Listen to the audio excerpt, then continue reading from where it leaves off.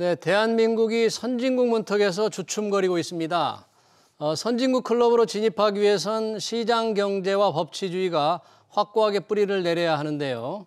대한민국은 그 문턱을 넘어설 수 있을지 아니면 남미 국가들처럼 뒷걸음질 칠지 기로에 섰습니다.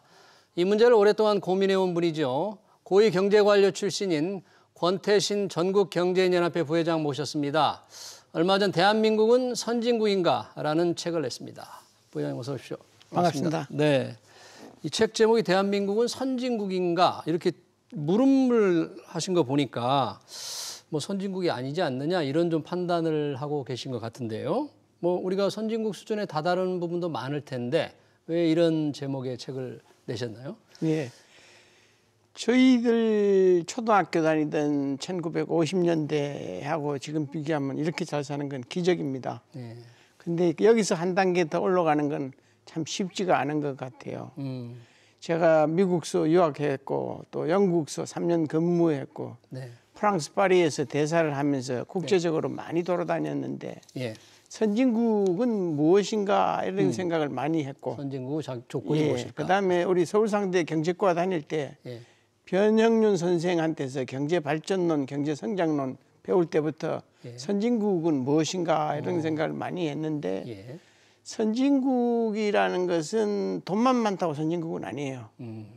기름 많이 나는 중동 산유국가가 국민 1인당 소득이 10만 불 넘었다고 선진국이란 그러거든요. 그렇죠. 네. 그래서 선진국이 되기 위해서는 이런 그 물질적인 도로, 교량, 뭐 로켓 이런 하드웨어보다는 소프트웨어, 이 법치주의가 지켜지는지, 국민 상호간에 신뢰를 하는지, 또 남에 대한 배려가 있는지 이런 측면에서 한국은 아직 많이 부족하지 않느냐. 많이 부족하다. 그런 거를 간접적으로 볼 수 있는 것도 국가 경쟁력인데 제가 국가경쟁력위원회도 이명박 대통령 계실 때 국무총리실 장관 하다 그다음 국가경쟁력위원회에 있었는데 그래서 그때도 많은 생각을 했는데 이 사회의 선진국이라는 것은 결국은 사회적 자본, 사회적 신뢰 이런 것이 중요하고 법치주의가 지켜져야 되는데 우리나라는 때법이 일반 형법보다 더 위 정도로 모든 사람이 소동을 피고 폭력을 치고 소리를 지르면 문제가 해결되는 이런 것들이 아직도 많이 범람하고 있기 때문에 예를 들어서 최근에 저기 화물연대도 불법 파업이거든요. 그 사람들도 사실상 자기들 그 안전 운임제 하는 것도 그 사람들 오히려 또 사고가 더 많았잖아요. 그리고 가격은 자기들끼리 결정하는 건데 그거를 일정 수준을 보장해달라고 하면서 이름은 안전운임자 했는데 실제는 안전은 더 안 지켜지더라. 사고가 오히려 안전운임 실제를 더 많았다. 그런 것들을 감안을 할 때 아직 우리나라는 선진국이 아니다. 그러니까 그런 의문을 이제 그런 질문을 내셨는데 때법 이런 것들이 아직 있어서 그렇죠. 선진국 클럽으로 우리가 확실하게 들어가지 못했다고 그러는데 그 외에 우리가 선진국 클럽을 문턱을 넘어서는데 장애물 또 어떤 걸 들 수 있을까요? 많이 있죠. 결국은 선진국이 된다면은 많은 사람들이 일자리를 가지고 행복하게 잘 사는 것이 중요합니다. 그런데 그것은 사회주의, 공산주의 한 나라들은 다 실패를 했어요. 결국은 시장 경제를 해서 잘 살게 해야 되는데 시장 경제는 핵심이 뭐냐? 시장이고 기업입니다. 기업하기 좋은 나라, 투자하기 좋은 나라를 만드는 것이 선진국이다. 그런 측면에서 보면 우리나라는 과격한 노조가 소수 과격한 노조가 불법 파업을 하고 폭력을 해도 용인이 되고 있고 또 이 정부가 뭐 나서서 하면은 전부 규제를 가지고 범람을 하고 그다음에 또 이 질서도 안 지켜지고 그런 걸 다 합쳐서 하는 것이 국가 경쟁력인데 그런 거를 올리게 하기 위해서는 기업하기 좋은 나라를 만들어야 되고 그래서는 노동시장 개혁, 노동개혁. 잘 사는 소수의 민노총 고위 간부들뿐만이 아니라 노조가 없는 사람들, 중소기업, 실업자들까지도 다 잘 살 수 있도록 노동시장의 유연성을 가지는 노동개혁, 그다음에 규제개혁, 그다음에 우리나라가 4차 산업의 천재들을 많이 키워야 되고 이런 걸 하기 위해서는 새로운 혁신을 해야 되는 교육개혁. 하향 평준화하는 교육개혁은 안 된다. 이런 것들이 필요하다고 생각합니다. 지금 이 정부가 뭐 노동개혁, 교육개혁, 또 연금개혁 3대 개혁을 지금 밀어붙이고 있는데 가장 중요한 노동개혁으로 이 정부도 삼았어요. 우리 부회장님도 노동개혁이 굉장히 선진국들이 중요하다고 하는데 노동개혁 그럼 핵심적인 내용은 뭐가 돼야 됩니까? 노동개혁. 노동개혁의 제일 핵심은 왜 노조가 생겼느냐. 이 영국의 산업혁명 이후 이 고용주는 힘이 세고 근로자는 너무 과잉 노동을 하고 월급이 작고 하니까 이 노사 간의 대립된 관계를 평준화를 시켜주기 위해서는 노조를 조직해야 할 수 있도록 하고 또 노조에 대해서는 임금 인상이나 근로조건 개선을 위해서 필요할 때는 파업을 할 수 있게 하는 그런 권리를 준단 말이죠. 그러면 그거에 대해서 대칭하는 것이 사용자의 입장에서도 권한이 있어야 돼요. 사용자도 대등한 권한, 어떤 대항할 그러니까 파업으로 인해서 내가 공장에 생산을 못하면 나는 엄청 손해를 보니까 훨씬 비싼 돈으로 다른 사람을 고용해서는 대체 근로가 허용이 돼야 돼요. 대체 근로를 허용해야 되는데 우리는 안 돼 있다. 그래서 전 세계에서 대체 근로를 허용하지 않는 나라는 우리나라밖에 없어요. 그래요? 두 번째는 사용자는 파업을 하면 그거에 따라서 근로자는 파업할 수 권한이 있는 대신에 파업을 하는 경우는 자기도 손해를 봐야 돼요. 무노동, 무임금 원칙이 적용돼야 되고 그다음에 자기 권한을 주장을 하면 되지만은 회사를 돌아가게 해야 되는데 그렇죠. 그러니까 직장 점거를 못하도록 되어 있는데 우리나라는 다 점거를 하고 그래서 외국 텔레비나 이런 데 보면 항공사나 어디든지 파업을 할 때는 그 길 건너편에서 피켓만 들고 왔다 갔다 한다고요. 그러니까 주요 사업장을 직접 점거하는 것은 못하게 해야 되는데 우리는 그걸 지금 용인해주고 있다. 그렇죠. 그런 측면에서 여러 가지를 보면은 우리나라는 이 IMD나 WEF라든지 국가경쟁력평가기관 또 프레이저 인스티튜트나 헤리티지 재단이나 IMF나 OECD나 모든 사람들이 우리나라 노동시장을 고쳐야 된다고 하는데 그 핵심은 노사가 동등해야 됩니다. 지금은 노조가 이 국회의원이 21명이 노위원장 출신이고 기업인 출신은 거의 없어요. 노총이나 이런 단체 위원장 출신이 21명이나 됩니까? 네, 300명 중에. 그러니까 정치인들도 그렇고 국회의원도 그렇고 정부도 그렇고 조직된 노조가 완전 귀족 노조가 되고 제일 파업을 권한이 센 사람인데 이 사람들이 근로조건 개선하고 임금 인상이라는 본래 목적하고 관계없는 뭐 북한을 도와주자든지 뭐 보안법을 없애자든지 이런 식으로 나가는 걸 용인해서는 안 된다 이런 얘기죠. 그거를 다른 나라도 다 겪었어요. 일본도 과격한 노조 때문에 파업이 워낙 심해서 일본 말로 춘토라는 게 유명했고 미국에도 파업이 제가 경제학 공부할 때 1960년대는 미국에 누가 제일 힘이 세냐고 타임스 잡지에서 물어보면 AFL-CIO 연합 노조의 위원장인 조지 민이었어요. 그런 거를 이제 다 다른 나라는 극복을 했다고요. 그건 이제 마가르트 대처 영국도 그랬고 게르하르트 슈레도 독일도 그랬고 레건 대통령 미국도 그랬는데 우리나라만이 아직도 후진적으로 그러니까 노조가 강국인 노동 관련해서 노사 힘의 균형이 지나치게 노조 쪽으로 기울어져 있다. 이걸 빨리 이제 법을 통해서 고쳐야 된다 그런 주장이시네요. 그렇습니다. 평소에 또 이 대중영합주의 인기를 먹고 사는 이 포퓰리즘을 많이 경계하는 목소리를 많이 내오셨잖아요. 그럼요. 이 지금 국회에서 이 포퓰리즘적인 법안 논의되고 있는 게 어떤 것들이 있습니까? 대표적인 법을 들어주신다면요. 아이고 너무 많습니다. 너무 그걸 하기 전에 이 민주주의 우리가 이렇게 발전하게 된 가장 큰 원인 중에 하나는 자유민주주의 이승만 대통령이 수립해 놓은 자유민주주의 그다음에 박정희 대통령이 만든 이 시장경제와 친기업 정서 이것 때문에 근로자들 열심히 일하고 이것 때문에 우리나라가 발전을 했단 말이죠.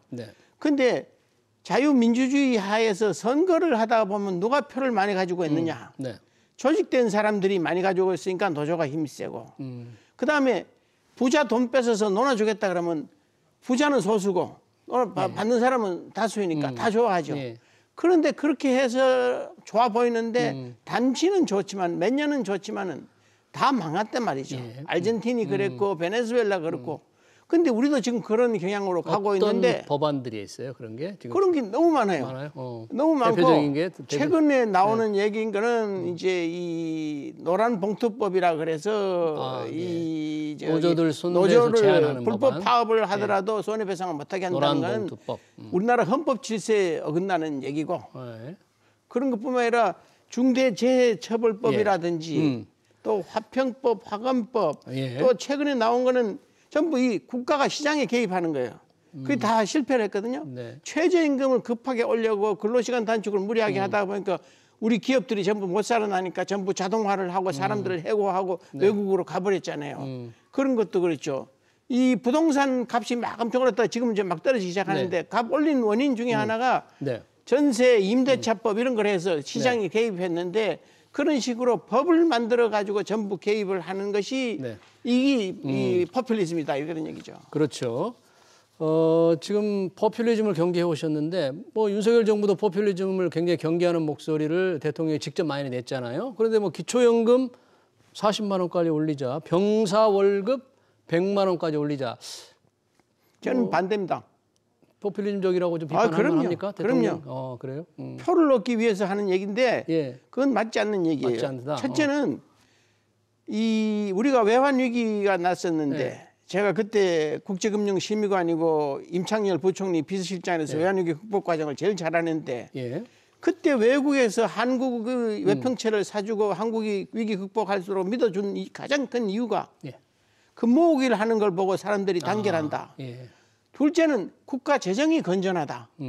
결국은 위기라는 것은 우리나라 기업들이 무너지고 기업이 무너지니까 금융기관이 부실화되고 이 기업 구조조정, 금융기관 구조조정을 해야 되는데 이걸 누가 해줄 수 있냐면 재정에서 해주는 거거든요. 네. 근데 재정이 건전하니까 하는데 미국이나 일본은 빚이 좀 많아도 돼요. 기축통화이니까.